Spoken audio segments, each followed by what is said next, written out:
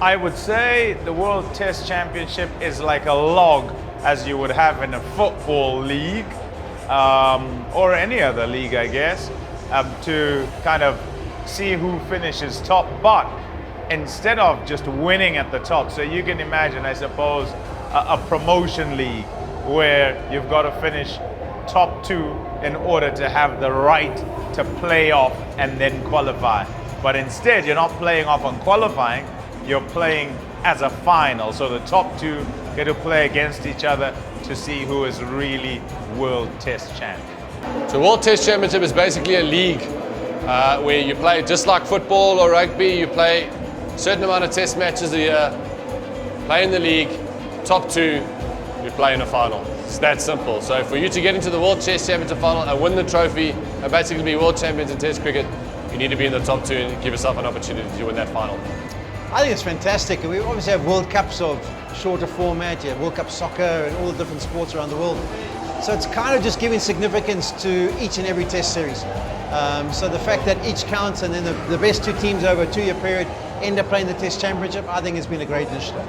Okay, I've got to think about that one actually.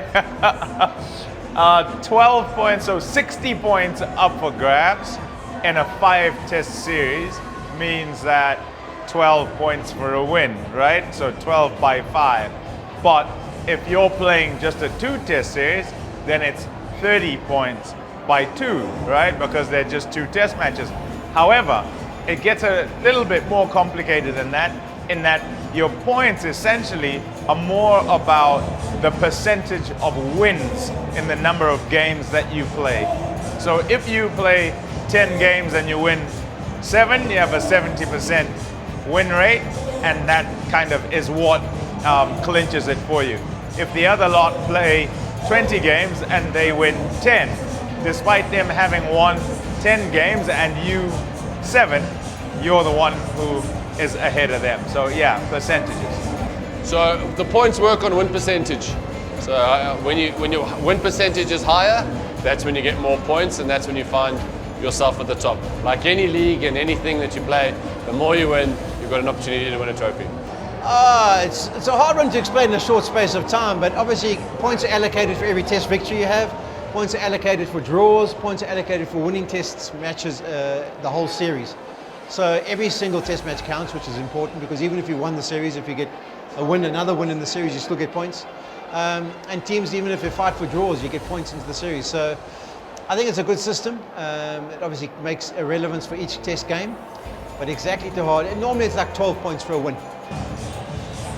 Yeah, in my head, I have Travis Head, who, no pun intended, by the way, who has kind of had a magical couple of years leading up to the Test Championship for Australia and doing well out of position, and then also doing well in the other formats as well. Yeah, that's what kind of sticks in my head, that he's been a cog, a particularly key cog in Australia's wheel, and that's why they ended up, partly why they ended up lifting the Test Championship. Oh, probably the way New Zealand beat India in Southampton a couple of years ago. That was a seriously good performance from the Kiwis, and yeah, from a small, relatively small cricketing country, they're playing in a lot of finals, so they're not small, but in the cricketing world, with the amount of cricket players that they have in their country, for them to do that was an unbelievable achievement, and to do it against India, who is a juggernaut of world cricket, was cool to see. I think New Zealand, the way they came back, I mean, it's at the close of play, I think on day 4 or day 5 or whatever it was like New Zealand, they've got no chance, they're going to get beaten here. And the way they believed, they fought, and ended up winning it, I thought that was the most impressive. It's kind of been a slow pickup in terms of, you know, a test side which many will admit is kind of transitioning somewhat. And I hate to say that, but it's true. Some of the time, not all players have been available, sometimes due to injuries, sometimes due to the schedule, and therefore kind of trying to work on, you know, workloads of players and alleviate them somewhat. To be in the position where they could make it is magnificent. I don't think anyone was even looking at them. Everybody was looking and thinking India, maybe Australia, maybe even England, but not really looking at the other teams. It's the results in the last little bit have meant that everybody's surprised, right? South Africa winning in the West Indies, South Africa winning a clean sweep in Bangladesh, that's put them right in the running. And if they have a clean sweep of Sri Lanka and Pakistan, then they're definitely in. So yeah, and I'm not saying that they will or anything like that, because remember the last time Sri Lanka came here, they had 2 out of 2. So it's probably a good thing in that South Africa then look and think we need to kind of rectify that, and they'll want all of their squad available for that. So yeah, big things to look forward to if you're a South African fan and South African supporter. But also all the other teams are looking and watching, and it keeps the interest and gives everything contest. That's why we like the World Test Championship. I think we've done it. I think it's been a little bit of a roller coaster. I think before we played against Bangladesh, I think we were 50% win rate.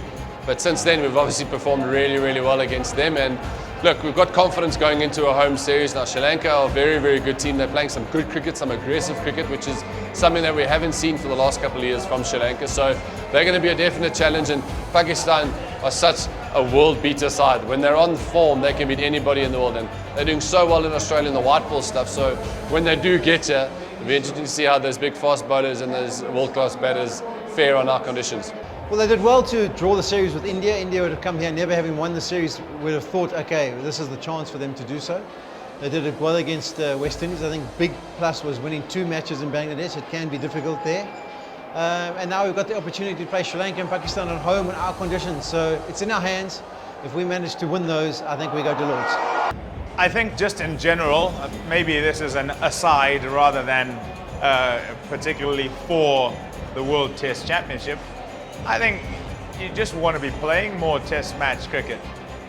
Whilst I say that, there's also this difficulty of a calendar kind of having finite days, and therefore trying to fit absolutely everything in there. And it's then got to do with, you know, what is it that makes you money and what is it that might lose you money. And unfortunately in South Africa's position, it's playing the shorter stuff. That's what makes them more money, and therefore they won't play as many test matches. It's also the kind of schedule, the Future Tours program that was put out. It's just the nature of that, and many will start going, no, which team's a big team, which team isn't, and all the rest. I don't think that's what comes into it. Really, it boils down to dollars and cents, and that's unfortunate. But that's kind of the way of the world at the moment. I do think it needs to be addressed somewhat, and perhaps the minimum can be 3 test series rather than 2 test match series. I don't know. I think obviously the more cricket you play, the more opportunity you've got to win, but also you've got more opportunity to lose. So look, I think it's unfortunate that we haven't played more test cricket. Obviously we'd love to see more test cricket. We've got such a good test history in cricket itself. So for us to play more test matches would be wonderful to see. I think the players are suffering a little bit because they're not having the opportunity to break the records that they possibly could break with the little bit of test cricket that we're playing. But in saying that, you've still got to win those games when you are playing and give yourself an opportunity to win that test championship. I ideally still think that each series should be at least 3 matches. I'm not a big fan of if once a team's lost a 2-match series or one test of the first 2, that they can't get on, they can only draw the series. So I prefer it to be 3, but I do understand the challenges of holding 3-match series and 4 and 5-match series, and also the cost structure and the programming. But ideally I'd like it to be 3. What's good is that South Africa have their destiny in their own hands. I think the fact that they lost to Sri Lanka before is a good motivator. Not that there ever needs to be one, but they wouldn't want a scenario where Sri Lanka turn up in South Africa and beat them 2 series in a row, because subcontinental sides have come here, all of them bar none, and failed to win. So Sri Lanka made history when they turned up here and did that.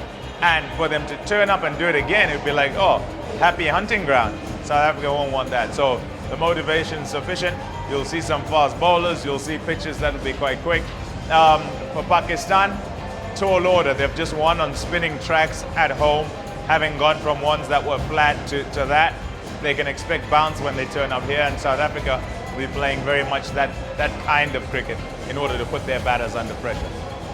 Well, look, I think our chances are pretty good. We're playing them both on home soil. Like I said, we've got two very tricky opponents coming over. Sri Lanka, as I mentioned, are playing really, really well. They've done, especially in the last couple of months, they've started to play a new aggressive brand of cricket, and they're a tricky team to get hold of. They're street fighters, so they'll never get out of a fight, and they love a scrap, so they'll be tough. And Pakistan, we always mention, on the day they can beat anybody in their certain conditions.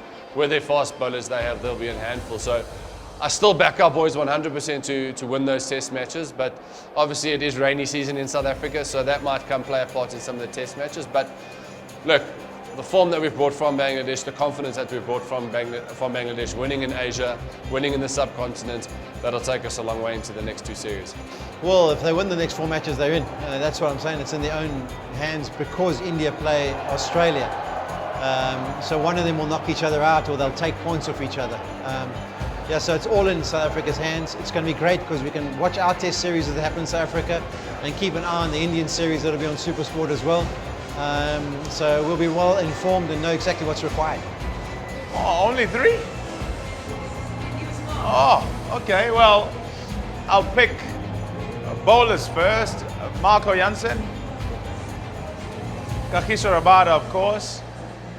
And then from the batting side of things, I kind of have to think about it because I think as a collective unit, they've been pretty good. They did well to put up runs in Bangladesh. They'll need to put some runs up here. They'll be up against a good pace attack in Pakistan's pace attack because it usually is. But South Africans are decent against the pace and they're used to it because of the conditions they play in. Yeah, I'll cop out there and say the top 6 has to cobble runs together somehow. And if they do that, then the bowlers will take care of the rest. Well, naturally, KG Rabada is the first one for me that he has to be fit and firing him. He's obviously bowling as well as I've ever seen him bowl, and the control, and he's the leader of our bowling attack, so we need him to be firing and doing as well as he could. And if he's bowling well, we've got a good chance. I think Keshav Maharaj has obviously been a genius for us for so many years now on the test side. He's going to be vital for us just to control the pace, control the run rate, and he's a wicket taker and he's got a very good record here in South Africa. So I look forward to seeing him do his thing. And I think from the batting point of view, I love the way that Tony de Zorzi is going about his business. I think the confidence that he has leading from the front, opening the batting, I think he's a guy that likes to play in South Africa, likes the extra bounce, and when he gets into rhythm in his batting is wonderful to watch. So look, I think there are a lot more guys that we can look for, but for me those are the 3 guys that stand out. I think the 3 players, obviously KG, I mean, he's been sensational with his bowling. Just produces on any surface, any place around the world. Betting him the way he's batting, I think he's given us a nice consistency at the top of the order. So I think that's been really good. And then I suppose the all-rounders, I'd say Jansen probably comes back in. Mulder, the way he started to play. All-rounders always bring such a good balance. So I'll go 1 batter, 1 bowler, and then obviously 2 all-rounders. I mean, we know all-rounders win test matches. Don't know. That's a tough one. I like that I don't know. I like that I'm not sure. Australia in the running? I think they are in the running. The fact that they have to play against India now kind of will sort out quite a few things. The good thing for them is that they're playing in Australia, so it kind of puts them on the front foot. Despite the inexperience, Warner retired and sort of looking for another opener. They've got decent bowlers going, and an Indian side that's steely and kind of smarting from losing 3-0 to New Zealand, so with a point to prove. Yeah, I think it's kind of even. I would lean towards Australia just because they're at home, and those conditions are their conditions, even though India won there when they went last time. So yeah, it's a tough one. I don't know. Whoever is won, there'll be a sort of sneaky dark horse that comes in as the second team, and I'm not putting any names to it. So I think India are going to beat Australia.